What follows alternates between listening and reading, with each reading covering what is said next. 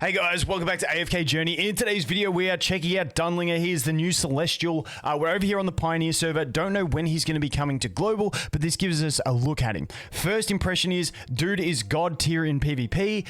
For everything else, he kind of hinders your own team as well, so we'll have to see how he works. I haven't seen anything or thought of any great teams for bossing or AFK stage pushing yet, but I do think someone could definitely find something for him. But let's go through it. So unfortunately here, his skill descriptions are a bit jumbled, but I'll do my best to explain it. And we're going to go through his skills, then I'll show you him in some basic combat, and then I'll show you him in PvP and the way he's currently being used. So Dunlingr designates the Bell of Order as either Spellbind or Cure Lock before the battle starts, setting the stage for the battle's order. So essentially he has two modes, let's call it, and all of his skills will have a different effect based on the mode. One of them is going to be a yellow aura and one's a purple aura, and you can actually click a button on his little portrait to change it before the battle, so you get to choose which order he's going in with. And basically when you are in Spellbind, while the bell is up, no one is able to cast an ultimate. And while it's the other one, the Cure Lock, which is going to be the purple one, are unable to recover HP for others. So that is the two effects that we have. And as you can see, active, Dunlingr summons the Bell of Order, declaring an order that all non-boss units on both sides must obey for 6 seconds. But passively, he summons the Bell of Order when the battle starts and keeps it on the field for 12 seconds. And it deals damage every time it's summoned. Now, after he's defeated, the order only remains for 30% of the remaining time. Essentially, I'm just going to TLDR this because every time I try and read it, it just gets so jumbled. At the start of battle, for 12 seconds, it can go up with his ult power. One of these orders is going to be in place, meaning all characters on the battlefield. There is an exception, which we'll go into in his other skill, but the one that you're commonly going to see in PvP at the moment is him use the yellow one, which is the Spellbind, which means no one on the field can ult. So we've just had Lily May, which was made as a counter to Iron. This guy just counters everyone from using their ultimate, but you can put a blessing on an ally with him, which you'll see in a sec, which puts one of your allies immune to that effect. Now, the other option is we can have the healing block capability, which I haven't seen used as much. The one we are looking at more is the ult blocking capabilities of this guy. So let's go into the next one. He receives a shockwave. Sorry, he releases a shockwave covering the frontal area 3 tile wide and 3 tile long, dealing 4 hits of damage to each enemy within. If the Bell of Order is set to Spellbind, which is the ult cancelling one, he reduces the enemy's attack speed by an extra 60 for 4 seconds. If the Bell is set to Cure Lock, which is the heal block one, he deals extra damage equal to 3% of the enemy's lost HP, up to 30% of his own attack. That's essentially what it is. So just a shockwave, we get attack speed reduction is going to be the most common one, or we're going to get the extra damage out of it. Moving on from that, we have Harmonic Sound Wall. If the Bell of Order is set to Spellbind, no ults, he gains a shield that absorbs damage whenever an enemy casts their ultimate, lasting until the battle ends. If the Bell of Order is set to Cure Lock, the heal block one, he gains a shield that absorbs damage each time he loses 20% of his max HP. Pretty self-explanatory. He gets a shield on differing conditions. And as you can see, these two, honestly, not crazy abilities. The magic lies in this, and then when we get to his exclusive equipment. He reduces damage taken by 10%. This is his hero focus. While the order is in effect, he further reduces by an extra 5%. Goes up to 16.8. Then we have his exclusive equipment. Now, this is a very brief description, but it is impactful. He protects the farthest non-summoned ally, ensuring they are not affected by his order until the ally is defeated. So you get an ally who is immune to the ult disruption, but then we also get increases the protected ally's attack and also increases their haste. So now we're also buffing that ally. The final one is his Supreme Plus. Upon casting the Echo of Silence, which is his ultimate, Dunlingr grants all allies 50 attack speed for 6 seconds if the order is set to Spellbind, or provides them with 25 life drain if the order is set to Cure Lock. because the Q lock is healing to others, unable to recover HP for others. So for yourself, I'm pretty sure that is why that would still work, and that is why it gives you life drain. But the big one here is if you're going into PvP looking at this guy, you have it on the spellbind, so no one can use an ultimate. However, one ally that you designate is going to be able to use their ultimate, and they are going to be turbocharged with the extra buffs. Plus, they're also going to get an additional attack speed buff on top of the haste and attack that he is providing through this one. And that is the true magic of him. And when I say I haven't seen a team for him in AFK stages, I haven't tested one yet that I think would work, nor with with bossing, it's because no matter which order, the order that's going to give you the most damage output for your ally is going to be the ultimate lock one.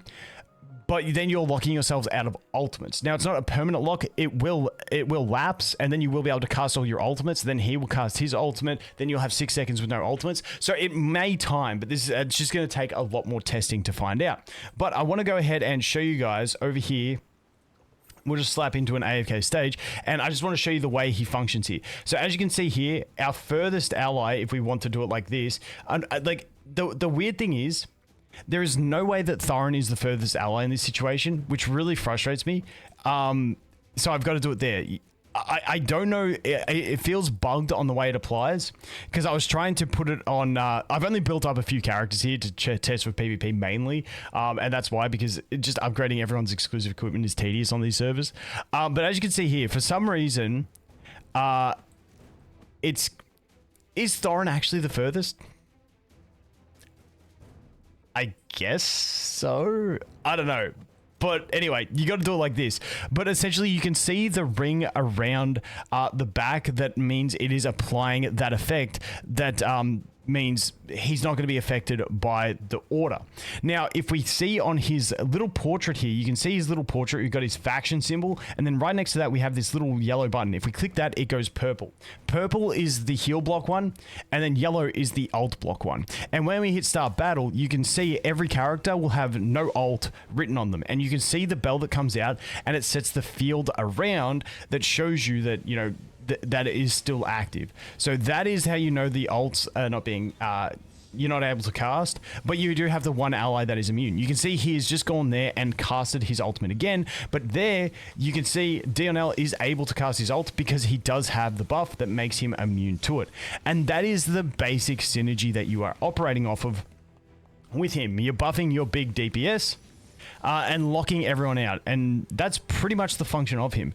Now, I'm curious to see if we can get some energy regeneration strategies and stuff like that. We'll have to wait and see, but that is the basic strategy, the way he works. Like I said, his other two abilities are not crazy in their effects. It's mainly about his exclusive equipment, his Supreme Plus, which is further buffing, and then his ultimate, and that is like the core part of his kit. If we go into here to Arena, you'll see that pretty much everyone is sort of using this strategy, so you kind of get roped into using it. Oh, someone who's not using it. Let's just find. And yesterday, I've only done 1 day's worth of attacks. We'll see.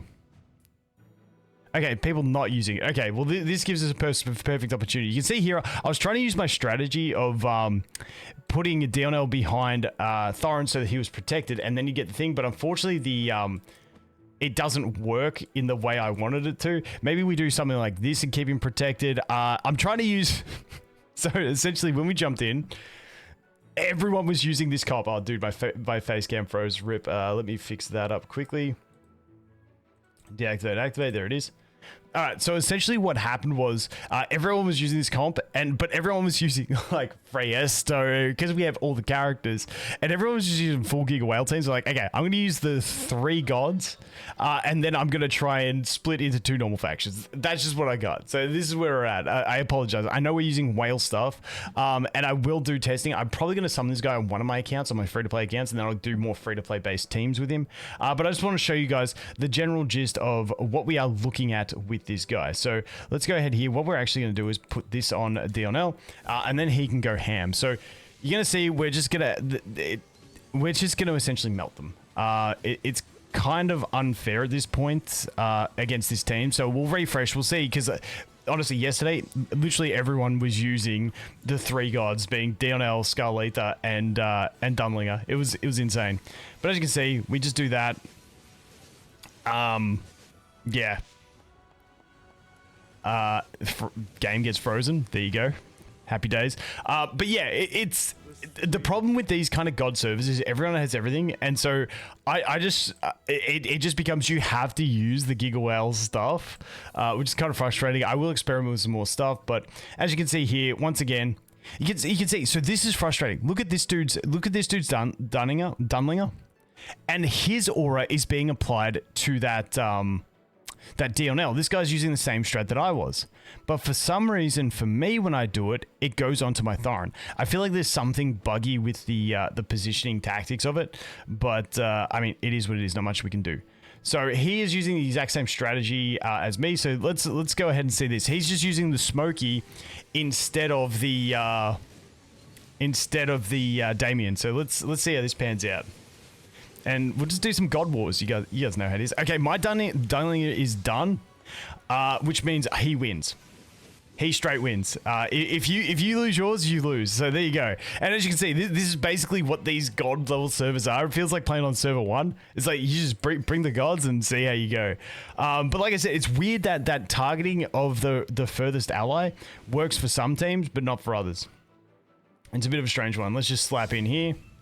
Once again, you see the bell go up. You see they've got their bell up as well. And you can see, because their bell is up, I can't ult, even though I'm immune to mine. So you can see that my DLL, and this is where I think the crazy counter strats are going to come in, because my DLL could not ult, even though he had the immunity to Dunlingr's effect, because he's not immune to the opposition Dunlingr's effect. So I think it's just going to be this weird ass meta in the Giga Whale territories. And I think if you're on a free to play server and you pull for him, I think you'll dominate arena, but it's like, do you need to, is the thing. The game incentivizes pretty much Dream Realm over all else, and unless we can get a unit to be good in Dream Realm, unless you're really struggling to stay like top 100 or so in arena, then there's not too much stress to it. So we'll have to wait and see, but like I said, dude seems like an absolute beast in arena. Have to see if he gets some more viability in AFK stage pushing and in Dream Realm. Maybe in Dream Realm you can get some teams where your allies cycle their ults in between the 6-second durations of his bell, and away you go.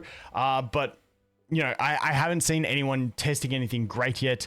I haven't found any great teams with him myself, but I do have to invest more into every other hero to test it a bit better. But anyway, guys, that is going to be it for Dunlingr. Absolute monster at the moment. As always, thanks for watching. Hope you have an awesome day, and I look forward to seeing the next one. Cheers.